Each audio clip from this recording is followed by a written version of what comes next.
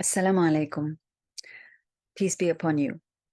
It gives me great pleasure to be able to have this opportunity in this very important gathering on Forum 2023 on the Rights of Nature to share with you a few reflections from an Islamic perspective. I am inspired to this sharing by the Grand Imam of Al-Azhar, Sheikh Dr. Ahmed al-Tayyib, as well as obviously from the Quran, the Holy Quran itself. Sheikh Ahmed al-Tayyib, in a presentation he gave exactly 1 year ago at a major global conference organized by Religions for Peace, the organization I had the privilege at that time to serve. The conference was on faith and diplomacy, and the diplomacy of environment was one of the key aspects being discussed. The Imam of Al-Azhar informed us very clearly in his video address that the first person who came to earth came with a specific function and description to be the Khalifa, otherwise known as the regent or the steward of God on this earth, to safeguard it. Indeed, God tells us that he put the entire universe at the disposal of humans. In return, the steward of this earth, this human steward of this earth, is meant to protect all from all evil, abuse, and misuse. Everything has to be protected, says the Grand Imam. Land, water, air, wind, skies, stars, planets. We are told that according to the Sharia of Islam, we have no right to use this universe as per our respective whims or interests. Indeed, we are actually prevailed upon to safeguard the common good. We're given very clear instructions in the Quran itself that warn us against harming any of that with which we have been entrusted. Not only human relationships, but human relationships on this earth and all that is alive and around it. We are also warned in Surah Al-Baqarah of the Quran, the second surah, to not commit abuse on this earth, not to spread fitna, which is translated as sometimes corruption. What it basically means is discord, disunity, abuse.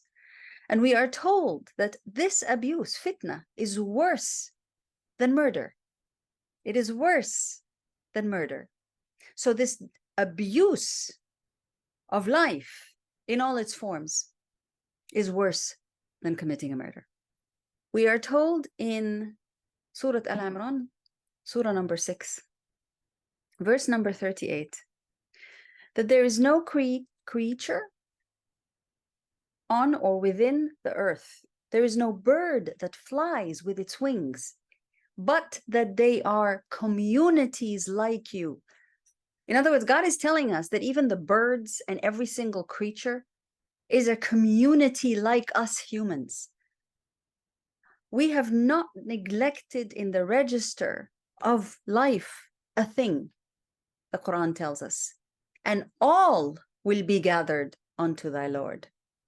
In other words, we are part of this living, breathing fabric that we must steward and cannot abuse, and the abuse is the worst possible form that it is there, that we can possibly perpetuate.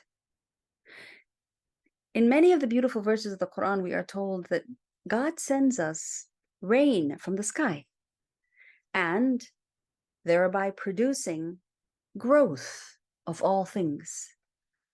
This rain is what gives life. Therefore, it is sacred. We produce that which is green, and from that we produce what nourishes. Many, many layers of nourishment, we are told.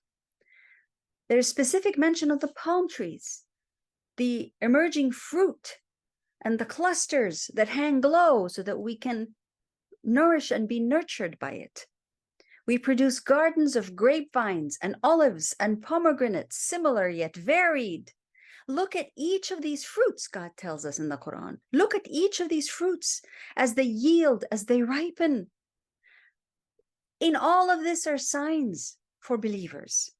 Signs of what? Signs of God's creation, signs of life, but life that is intimately interconnected. And not only is it interconnected, but it behooves us, we are compelled to protect this life. The Quran talks in depth about all kinds of plants and fruits, about rain, about the sky, about the heavens. God also warns us in the Quran that human actions will damage land and sea, and that humans will live to suffer some of the harm from the damage that they have wrought themselves with our own hands.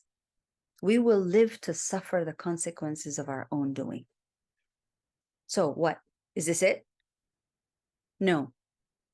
In every verse in which life and our responsibility to protect it is there, there is so many verses which tell us that by believing and honoring this life, by looking after life and one another, we safeguard, we honor that task that God has given us to protect, to honor, to give life, to look after all forms of life, because everything is interconnected, because it is all created by the One. And that is one of the many fundamental beliefs of Islam. Thank you.